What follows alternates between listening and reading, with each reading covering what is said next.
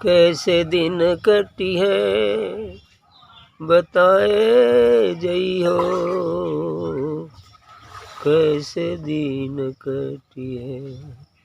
यही पार गंगा वही पार जमुना, यही पार गंगा वही पार जमुना, बिचवा मड़ैया बिचवा मड़ैया हमका छवाए जइयो, बिचवा मड़ैया हमका छवाए जइयो।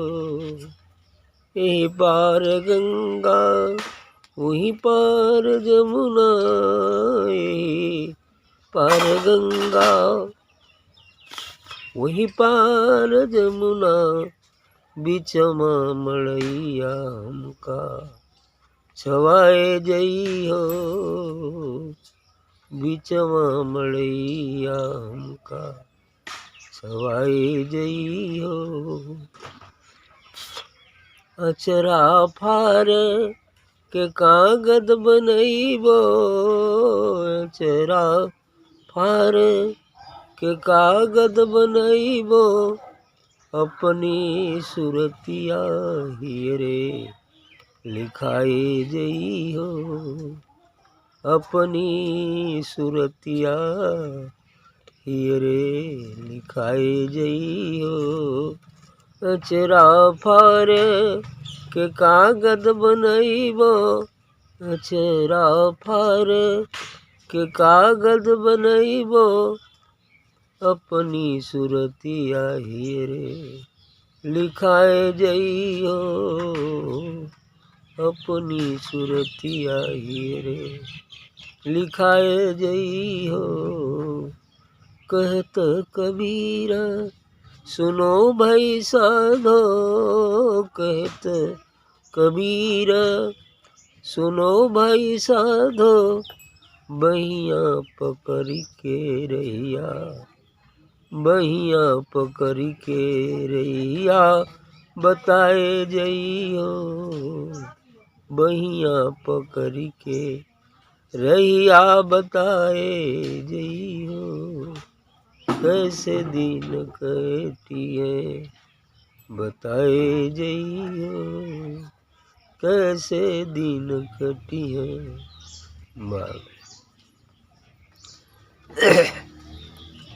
भक्त का ही सदगुरु से प्रार्थना है कि कैसे दिन कटी है बताए जी हो।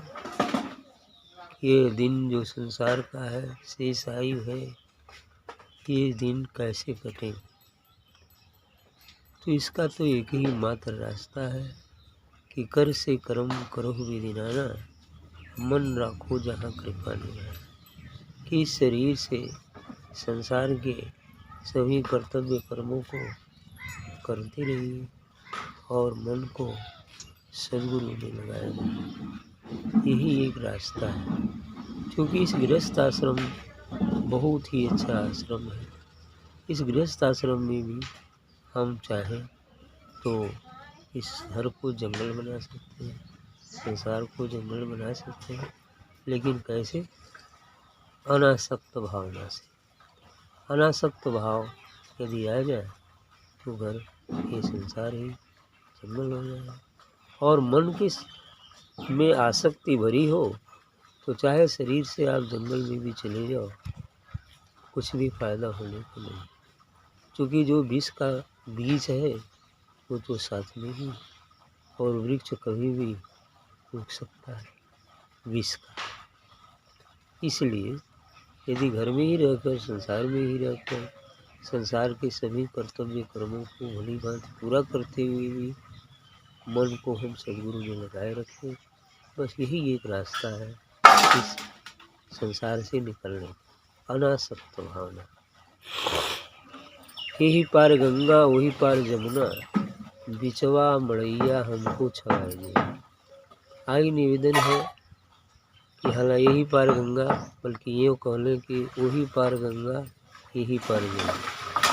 यह पार जमुना है जमुना का मतलब है कि इसमें कालिया नाग रहता था। मन ही कालिया नाग है। 101 मन है, 101 वृत्तियाँ हैं मन की, जो हमारे हृदय पृष्ठ में, जो इधर से जमुना है, इधर गंगा है, माया ससन जमुना है, पीड़ा और पिंगला जिसका नाम दिया गया, जो नाड़ियाँ हैं, जो गंगा और जमुना है। इस ब्रह्मांड में देखें तो त्रिकुटी तक ये जमुना ही पाई हुई है। त्रिकुटी तक ये जमुना है, यानी काल का दायरा है, काल का देश है।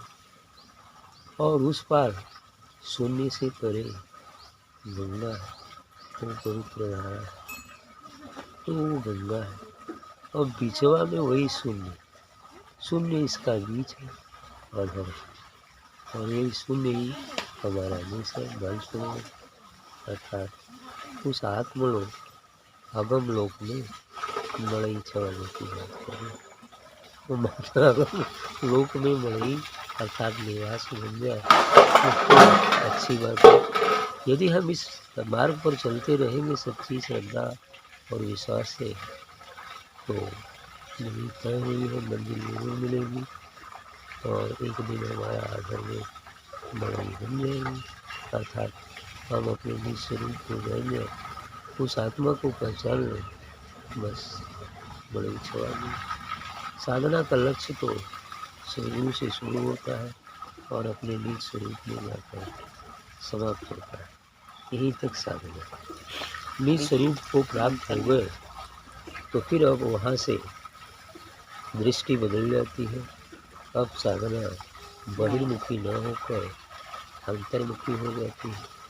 शरीर से हम कुछ करें न करें, साधना दृष्टा भाव हो जाती है कि हर कण कण में, हर जड़ चेतन में उसी स्वरूप को हम देखते हैं, उसी आत्मा को ही देखते हैं, उसी का प्रकाश देखते हैं।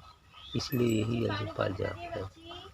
ये अजपा जाप यहीं से हो जाता है कि हम जपते नहीं, देखते हैं और जाप भी होते रहते हैं।